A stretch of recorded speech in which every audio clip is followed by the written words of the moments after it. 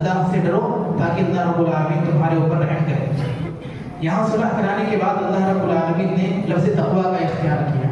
صلح کرانے میں کہیں ایسا نہ ہونے پائے کہ انسان ایک طرف طرفداری کرے اور دوسرے انسان کو خسارے میں ڈالے اور اپنے نام کی کریڈٹ لینے کے لیے سامنے والے کو ایک طرف نقصان پہنچائے اور دوسرے کو ذاتی مفاد کے لیے فائدہ پہنچائے اور پھر ان دونوں کے درمیان صلح کرے۔ بلکہ ضروری ہے کہ دونوں فریق کی بات کو سنیں۔ دونوں فریق کی بات کو سننے کے بعد اگر اسے اس بات کی طاقت ہے کہ ان دونوں کے درمیان بڑے معاملے میں وہ اصلاح کروا سکتا ہے تو اسے چاہیے کہ وہ صلح کروائے، اور اگر صلح نہیں کرانے کی طاقت ہے تو اسے چاہیے کہ ان دونوں کے جھگڑے یا معاملات کو روک کر کسی ایسے فرد کو لے کر آئے جو اللہ رب العالمین سے ڈرنے والا ہو، تقویٰ اختیار کرنے والا ہو، اور پھر اس تقویٰ کو مد نظر رکھتے ہوئے وہ بھائیوں کے درمیان اصلاح کرے، تو ایسا انسان رحمت الہی کا مستحق بن سکتا ہے۔